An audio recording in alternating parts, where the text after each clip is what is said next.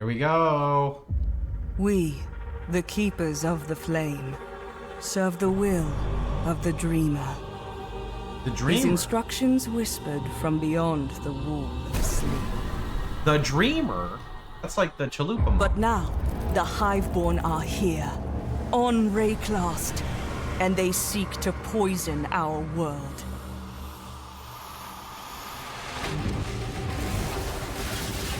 Okay, so Breach is definitely... I mean, we all saw it, but yeah, Breach is definitely a rework. We must close their breaches, destroy their hives, slay their breach lords.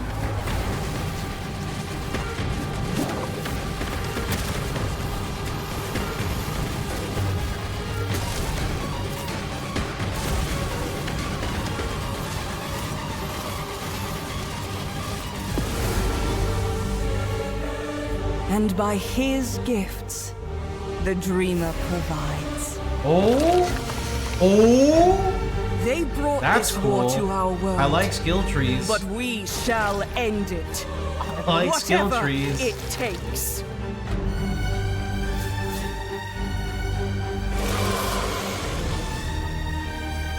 The Genesis tree. That's a currency womb? Grafts. What the? New skills and supports? Bloodline classes? What the fuck? 3 new Uber bosses. New trade system. There it is. Hi, I'm Mark Roberts, Game Director on Path of Exile, with our first ever sequel league, Keepers of the Flame. Sequel league. This That's kinda develops cool. every aspect of Breach, adding new layers to discover. Richer lore, scarier bosses, and entirely new mechanics. That said, this is still Breach, so you will still be opening breaches and slaying hordes of otherworldly monsters. Perfect. The Breach Lords have found the means to stabilize the connection between their realm and Rayclast. Now, with their grip tightening, we learn their true goal in our world, conquest. The threat they pose has now escalated to home soil. On the coast in Act 1, you'll encounter Aelith, the founder of the Keepers of the Flame. This is a monastic order sworn to defend Rayclast from the Breach Lords. Aelith can grant you a small spark of the power of the Flame, allowing you to blast away their barricade and move onwards. Time to purge them with fire. Wave Aelith needs you to 05. protect her as she empowers the Flame to do so. Hold off the assault long enough, and she'll be able to demolish the hive with cleansing flame.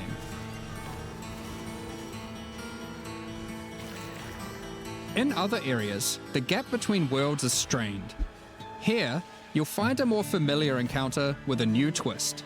A massive breach hand sunders the space between dimensions, and touching it will open an unstable breach, causing monsters to flood in. If you can slaughter them quickly enough, you can stabilize the breach. This brazen action can draw the attention of Vroon, Marshal of Zesht, who will do everything it can to stop you. Upgraded monsters, a success condition to shoot for, UI tracking to keep the player informed of their progress through the encounter, and satisfying feedback when you do manage to complete the I encounter. like the looting at the end. That's kind We've of taken all the lessons we've learned since the release of Breach 9 years ago and improved upon it in every way we can. However, much of the joy of Breach came from its simplicity. While we want to modernize the mechanic, we don't want to undermine the core experience. What the heck is this? You're still mostly just slaughtering hordes of enemies in a circle.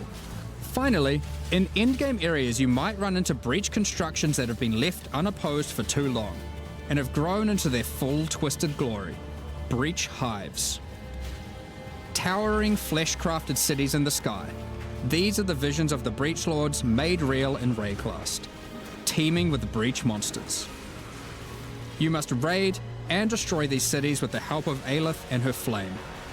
In some Towers? of these I don't think hives, it's like a you tower may per even se. encounter some of the Breach Lords themselves, who will not be happy you're intruding on their planned conquest. Now, let's talk loot.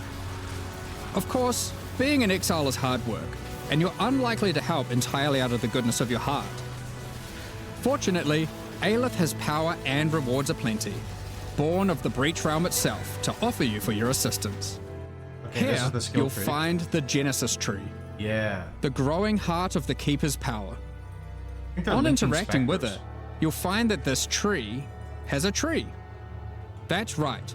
It couldn't be Path of Exile unless the tree also had a tree. That's true. More importantly, the Genesis tree is an engine of unholy creation, and a profitable one. As you complete breach encounters and work more with Aelith, you'll be able to grow the Genesis tree larger and larger, sprouting additional limbs. Each of these limbs, you'll notice, has their own inventories. These can be used for an unusual method of crafting new items. With this system, you'll be able to grow currency, uniques, equipment, and a new kind of otherworldly item, grafts. Grafts are breach hands grown directly from the Genesis tree, born of the same flesh and sinew as the invading monsters. These fuse directly to your body, in a completely safe process. Don't worry about it. With grafts, you can harness the power of the breach. Some provide passive benefits like this, or this, but they can also grant a wide selection of powerful skills. These graft skills can provide a flexible way to fill gaps in your build, offering everything from damage to potent defensive buffs and crowd control. For example, the Battering All What is that will damage? call massive arms to erupt from the earth, stunning all those they hit. For some additional pack clearing power, you could consider the Squalling Tool Graft. When commanded, this graft will cast Dance in the White, creating a deadly ice tornado which aggressively seeks enemies and fires off bursts of ricocheting projectiles Is there when one for critically struck with Ignite? skills. Is there an Ignite one? For some further utility and a useful buff, try out the Storming Esh Graft. This can be commanded to call down a ring of bolts from the sky that will leave behind the new Radiant Ground. Radiant Ground grants a potent damage buff to allies standing within it and makes their hit damage lucky. That's OP. If you're simply after raw damage, look no further than the Erupting Zoth Graft, which causes massive eruptions of fire where you command, which then re-erupt when you Warcry. I mean, you need There are a Warcry, total of 16 different graft types you can grow, There's 16. each with their own skill. though. Okay. You can even unlock a second graft slot as you progress through Aelith's questline, Oh. so feel free to mix and match Flesh Zone horrors to your heart's content. This section of the Genesis tree can be used to grow new grafts for you, which the Genesis tree will then birth in a gruesome display.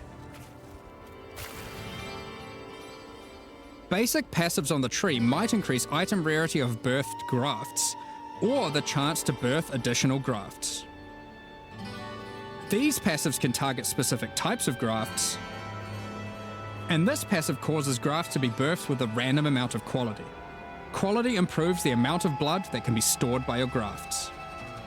This section of the Genesis tree births currency items. Basic passives can result in more or better currency. Allocate this passive to sometimes cause a shower of currency to burst forth from the flesh of the tree. Yeah, it's a bit gross, but working with the organic matter of a bunch of dead otherworldly creatures Foulborn was Orb never of going to be a clean Augmentation? affair. Regal Implant? Grafts themselves are born of a different world, so are unmodifiable by most currencies. However, with this passive, the Genesis tree can occasionally grow fleshy mockeries of currency orbs. These function like augmentation orbs, regal orbs, or exalted orbs, but they work on your grafts instead of normal gear. Oh. Yep, it's graft crafting. Oh. Allocating this passive can Okay. result in Foulborn currencies. This Foulborn Exalted Orb, for instance, behaves as a normal Exalted Orb, except it guarantees a higher tier modifier. So they did end up By locking out a they large did. portion of the lower rolls, I thought they wouldn't a do normal that, Exalted okay. Orb would be able to hit. The largest section of the Genesis tree is used to grow rare equipment items. For these, I you thought have 'cause a there's lot memory of strands, agency they to wouldn't do influence the that. type and modifiers on your grown item. For example, you can specifically target boots with a dexterity requirement, with an increased chance for speed modifiers, and reduced chance for cold modifiers. I see. That's kind of cool. Or maybe you'd prefer to look for a two-handed axe with increased chance for physical modifiers. This section of the tree is for growing unique items. Similar to the equipment section, there are passives that let you target growing specific types of uniques or rarer uniques. The process of growth is not always a perfect one, however, and can result in some defects. Huh? This passive can result in birthed uniques becoming Foulborn, which mutates one of the existing modifiers on the item into a new one, resulting in some interesting new ways to use that unique. Okay, that's... For example, this Foulborn Quill Rain no longer has increased projectile speed, but instead has increased area of effect. Another Foulborn Quill Rain could replace the mana gained on hit with the much more powerful modifier where insufficient mana doesn't prevent your bow attacks. Ooh. Here are some other examples. Ooh. Ellie Overload? It just gives you a keystone? This passive even gives a rare chance for Foulborn uniques to have multiple different modifiers mutated. I'm sure you'll come up with some extremely powerful uses for these. We'll leave it up to you to discover what this mysterious part of the Genesis tree can grow. So, ultimately, you'll be slaying masses of breach monsters, harvesting blood with the aid of your grafts, feeding that to the Genesis tree, growing some items and better grafts, and back again to the slaughter. Now, graft skills won't be the only new tools to play with. In 327, we're also adding a collection of new skill and support gems. Let's go over them now. Kinetic Rain is a new wand attack which covers the ground in unstable kinetic energy. Covers the screen? These hazards collapse at the slightest touch. An enterprising exile could carpet the world in dangerous kinetic force. This is OP! Wall of Force creates a barrier of kinetic power, causing allied projectiles to ricochet towards targets automatically. Drop one behind a boss and redirect the bolts of your armies. I'm sure you'll find ways to break this one. Conflagration is a new bow attack which rains down fiery bolts from above that stick into the ground and pulse as you approach. Once you get close enough, these bolts detonate, I really like causing the ground ravaging stuff. ignites. These bolts chain react, allowing you to create fields of incendiary destruction. Thunderstorm is a bow attack, which creates a whirling storm of wind and lightning where it lands. While you're within the storm, it will rapidly grow, until it becomes violently thunderous with lightning-infused clouds. Attacking with Kinetic Fusillade will create hovering orbs of energy. These linger for a few moments above you, before zipping off to nearby targets, chaining between them, then detonating. Living Lightning support will bring to life living sparks of energy, elemental minions that zap through packs of enemies with speed and ease. Use these alongside your spellcasting to augment your pack clearing abilities, or find whatever means possible to cover the world in living sparks of ruin. Windburst support unleashes chaotic tornadoes as you attack, which ricochet around wildly and quickly. These deal moderate damage as they travel, but will explode into a highly damaging burst when they expire. So it's a choice between scaling their duration up to get better coverage, or down to access the burst more quickly. Kinetic Instability is a support gem to go along with the new wand attacks that causes enemies slain to leave behind those same orbs of shimmering energy that Kinetic Rain creates. In 327, exiles will be able to absorb the power of some of the bosses they defeat. This one's interesting These too. take the form of new ascendency class options, called Bloodlines. Bloodline classes are a new means of character customization in the endgame. They are secondary ascendancy classes that are unlocked by defeating specific endgame bosses. They are allocated with your normal ascendancy points, and you'll have to choose how many of your points go into the original ascendancy and how many into your bloodline class. Wait, so This you can means split? there is a nigh limitless ability to mix and match here, as you could choose to invest just a couple points into your bloodline, or max it out. Okay. And you could take any bloodline with any base ascendancy class that you see fit. To unlock your bloodline, hunt down the endgame boss whose power you desire, and defeat them. There are 10 bloodline classes to discover. Bosses who offer this power are typically associated with past leagues, giving additional reasons to engage with that league content. Let's run over a few examples. The Chaos Bloodline will be offered to you by the Trial Master, if you manage to succeed his final challenge. With his blessing, you can greatly augment your Vow skills in different ways. Priest of Yalmak lets you use Vow skills much more often, while Priest of Kopek makes it harder to build up Vow skills, but makes them far more powerful. Or take Corruption's Embrace, which grants more Vow Keystone powers the more corrupted items you have equipped. The Ashabi bloodline can be gained by, you guessed it, defeating Ashabi. Her abilities are drawn from the 3 types of life force that manifest within as Marian spirits. The Wild Bear rewards you with adrenaline for generating rage. The Vivid Cat gives your elusive buffs a chance to refresh, as well as making you more stealthy while elusive. The Primal Owl allows your unleashed spells to reoccur many additional times, and get stronger for each time they reoccur. Okay, that's kind of cool. The Nameless bloodline comes from the King in the Mists. Be forewarned, his menacing power comes at a great cost. With the Unseen Hand, you can equip a 3rd ring, but you'll have to decide if that comes at the expense of having no amulet, no belt, or no flasks. Unlight Silhouette adds a hefty life cost to all your spells, but they deal additional chaos damage based on the amount of life spent. Of course, there is more to come. What powers might you glean from delving deep underneath Rayclass to fight all the Crystal King? What secrets can you learn from Lycia, Herald of the Scourge, waiting at the end of the Forbidden Sanctum? What about the fire one? As you can imagine, there are countless possible combinations with the system. I want to see a fire You could be teaser. a Slayer that embraces corruption and vile power, or perhaps you'll play an Occultist that doubles down on their dark power by integrating the Nameless bloodline. We are excited to see what crazy and interesting builds players come up with.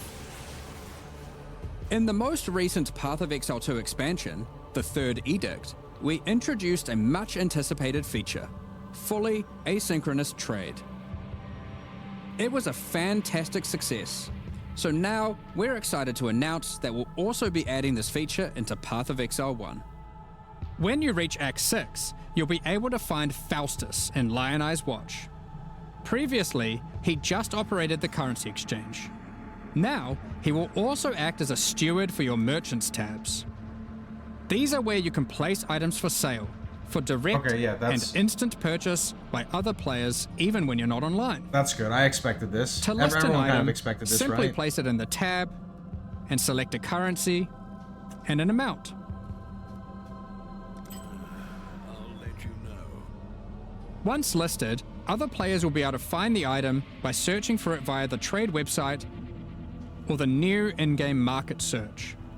To purchase something for yourself, it's as easy as hitting this button, which will teleport you to the seller's hideout, where you can view their merchants tabs, buy the item, and also view the rest of their wares in case something else catches your eye. Every purchase costs a small fee of gold, as Faustus takes his cut. To account for this further drain on gold, acquisition and cost balance elsewhere in the game has been adjusted. Aha! Anything you've managed to sell successfully Gold has been will bought. have your profits collected here, in a separate tab to claim at your leisure. You might find yourself needing the trade system to buy some upgrades, because this update also introduces 3 new Uber Pinnacle boss fights. These encounters are manifested from the memories of Zana, and in her long torment, they have festered into something truly deadly. These fights offer an imposing challenge, alongside powerful rewards. In order to gain access, similar to existing Uber Pinnacle fights, you'll need to discover fragments dropped by Tier 17 map bosses. Each attempt at the new Uber Pinnacle fights will require 5 of these. Let's dig into some of the challenges you'll need to face in these new Uber versions. In the Uber version of this fight, instead of being a safe haven, the statues will refract the laser beams, causing a ruckus of energy to cover the arena. Activating them will prevent the refraction, so unlike the base fight, where you want to position them well and then avoid them, you'll be wanting to constantly keep these statues active. But then, you have to deal with their assaultive attacks.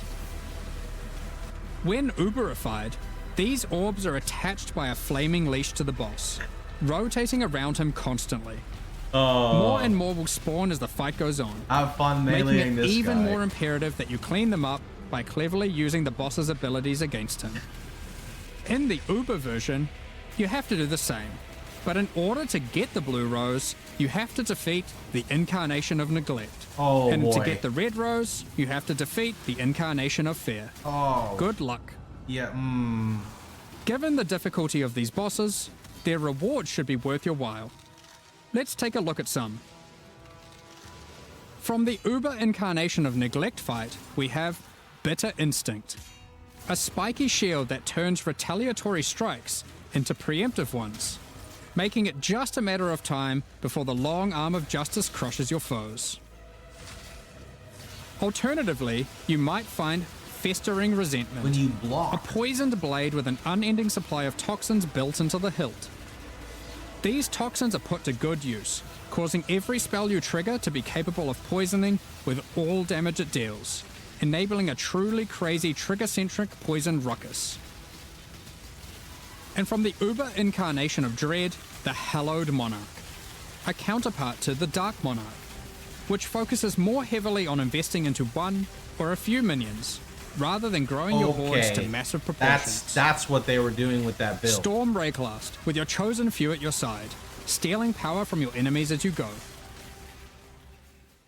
Having Faustus sell your items on your behalf is great and all, but sometimes you just want to feel a little bit more shady about your dealings. The Back Alley Trader hideout decoration is more secretive with your trades, creating distance between you and your customers. Note that until 327 is released, this Back Alley Trader will only serve as your currency exchange. Once it's out, it will be updated to have the new Managed Shop option to also facilitate your trades. Thanks for joining us today and checking out our latest developments. Good We're patch, but looking something forward to feels holding missing. off the Breachlord's conquest, crafting gruesome grafts, planning dozens of Bloodline-empowered builds, and filling out our tree's tree. Yeah, I think We hope you all join us. I think it's maybe like a little shorter than usual, but I mean, we still got a lot. We still got, so we got Breach rework, new like Breach skill tree, new Breach mechanic, new Breach bosses, new like crafting mechanic within that